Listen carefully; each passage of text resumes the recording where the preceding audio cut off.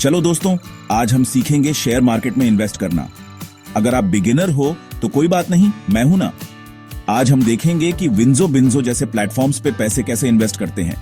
चाय पानी लो, आराम से बैठो और शुरू करते हैं। सबसे पहले ये शेयर मार्केट क्या होता है? सीधी सी बात है, ये एक ऐसी जगह है जहां कंपनीज के शेयर्स खरीदे और बेचे जाते हैं।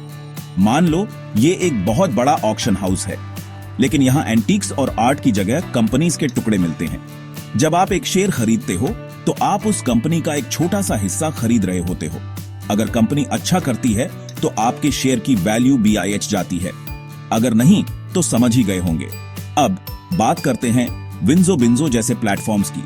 ये प्लेटफॉर्म्स बिगिनर्स के लिए इन्वेस्टिंग शुरू करना बहुत आसान बना देते हैं। आप इनका ऐप डाउनलोड करो, साइन अप करो और मिनटों में शेयर्स खरीदना शुरू कर दो।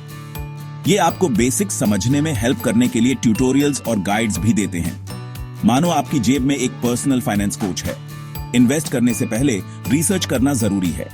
जिन कंपनीज में आप इंटरेस्टेड हो उनके बारे में पढ़ो, उनकी फाइनेंशियल हेल्थ देखो, उनके बिजनेस मॉडल्स के बारे में जानो और एक्सपर्ट्स क्या कह रहे हैं ये भी देखो।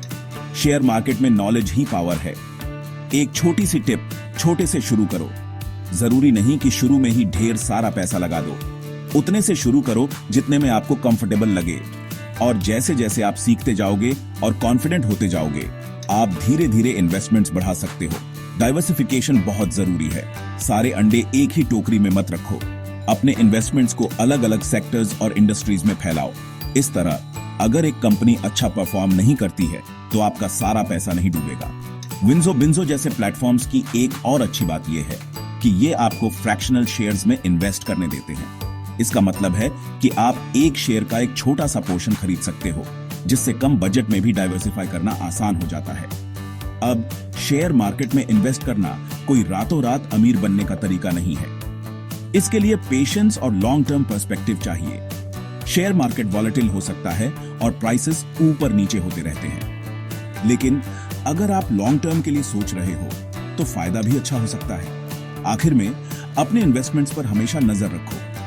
अपने पोर्टफोलियो को रेगुलरली रिव्यू करो और जरूरत के हिसाब से चेंजेस करो। मार्केट ट्रेंड्स और न्यूज के बारे में अपडेटेड रहो जो आपके इन्वेस्टमेंट्स को अफेक्ट कर सकते हैं। तो बस आज के लिए इतना ही। मुझे उम्मीद है कि आपको ये टिप्स हेल्पफुल लगी होंगी और अब आप इन्वेस्टमेंट जर्नी शुरू करने के लिए ज्यादा कॉन्फिडेंट फील कर रहे होंगे। याद रखो, विंजो बिंजो जैसे प्लेटफॉर्म्स इस प्रोसेस को आसान और एक्सेसिबल बनाने के लिए हैं। तो आगे बढ़ो और पहला कदम उठाओ। Happy investing. लाइक, सब्सक्राइब और बेल आइकॉन दबाना मत भूलना ऐसे ही और वीडियोस के लिए। अगली बार मिलते हैं।